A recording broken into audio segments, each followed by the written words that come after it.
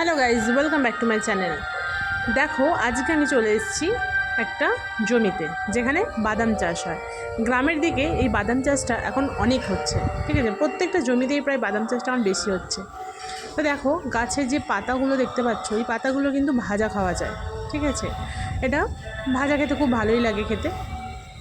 আর এখানে যে বাদামগুলো এখন হয়েছে, সে বাদামগুলো পুরোপুরি কিন্তু এখন পুষ্টি হয়নি, একদম কচি ফুলের মতো, মানে একদম নরম আর সাদা সাদা। এই যে দেখতে পাচ্ছ বাদামগুলো, দেখো একদম ছোট্ট ছোট্ট আর ভালো পুষ্টি হয়নি, ঠিক আছে। আর এখনও হবে, কিছুদিন টাইম লাগবে, তারপর এর বাদামগুলো পুরো ভালোভাবে পুষ্টি হয়ে যাবে। যারা শহরে থাকো তারা তো এসব জিনিস দেখতে পাও না। গ্রামের দিকে কিন্তু এই যে জিনিসগুলো, এগুলো কিন্তু খুব ভালো লাগে।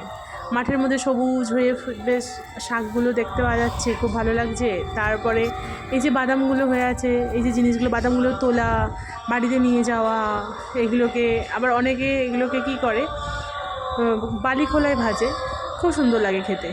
বাদাম খেতে তো সবাই ভালো লাগে, মেলাতে তো সবাই বাদাম টাদাম খায়, বাদাম জিলিপি পাঁপড় ভাজা সবাই খায়। তো বাদাম হচ্ছে সবার পছন্দের একটা জিনিস। আর এই শাকগুলো তো দেখতেই পাচ্ছ, তোমাদেরকে ফার্স্টেই বললাম, এই শাকগুলো হচ্ছে ভাজা খাওয়া যায়, ভাজা খেতে খুব সুন্দর লাগে।